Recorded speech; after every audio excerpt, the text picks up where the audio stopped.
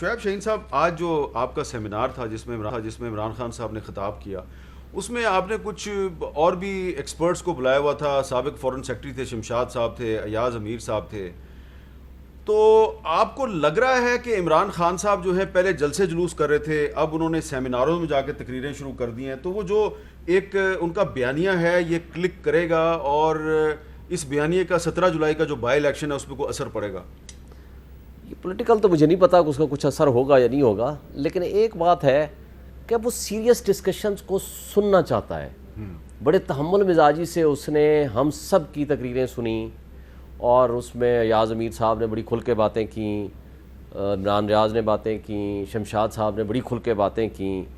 Internal جو معاملات ہیں، جو کیسے آپ سازش کی جو بات کرتے ہو، کیا ہوتا ہے، مداخلت کیسے ہوتی ہے، کس طرح انٹرونشن ہوتی ہے، اس نے بڑا کس طرح ملکوں کے انٹرسٹ ہوتے ہیں، کس طرح وہ اپنے مفادات کے لیے کرتے ہیں. تو یہ ساری باتیں انہوں نے کیں، اور انہوں نے بڑے تحمل مزاجی سے سنا، سوچ بچار کیا، غور و خوض کیا، اور کچھ باتوں کا آ کے انہوں نے جواب بھی دیا.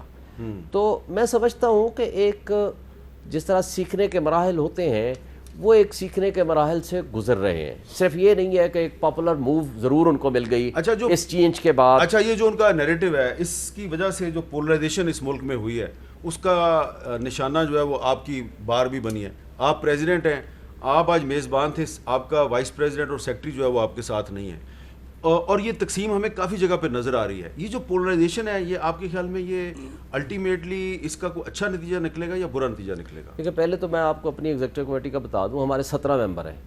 تو میں نے کل یہ پٹ کیا تھا ایگزیکٹو کمیٹی کو کہ جی آپ ڈیسائیڈ کریں کہ کیا کرنا ہے، اس میں ہم سیمینار کرانا چاہیے، کیونکہ یہ ایک پاپولر موو ہے کہ رجیم چینج کیا ایشو ہے، اس میں سب کو بلانا چاہیے، ہمیں اس پہ ڈسکشن کرنی چاہیے. ہمیں ہمیشہ اپوزیشن لیڈرز بار میں جا کر خطاب کیا کرتے ہیں، تو اس میں سیکرٹری صاحب تو تھے نہیں، اویلیبل نہیں تھے بیکاز آف سرٹن ریزن، مطلب کہیں بزی تھے. اور وائس پریزیڈنٹ صاحب نے اس نے، چونکہ وہ پیپلز لائرز فورم کے وہ صدر ہیں، فار دیٹ پرپز انہوں نے اس سے ڈفرینس آف اوپینین کیا.